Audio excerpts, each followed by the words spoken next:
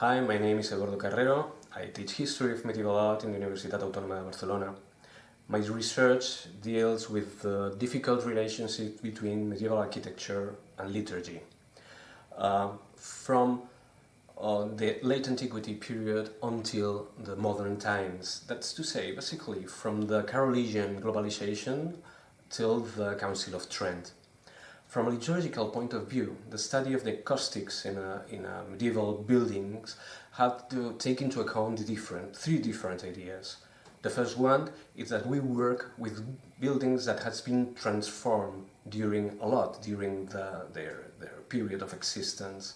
That's to say, it's not the same to work in an 11th century than it is in its 13th century transformation or during the 16th century transformations. So the sound may be understand in a different way because the liturgical furnitures or even different parts of the buildings should be transformed during this period.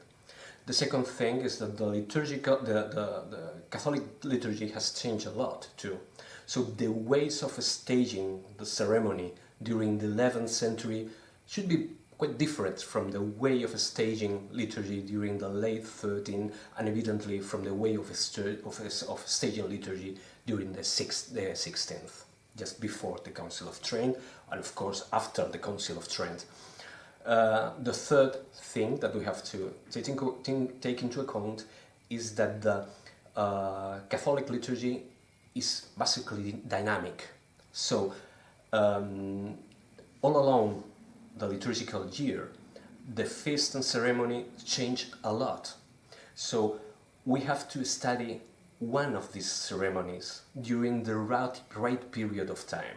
That's to say, through these different ideas, we should study one ceremony during the liturgical year in a concrete space of the building and in a concrete period of time.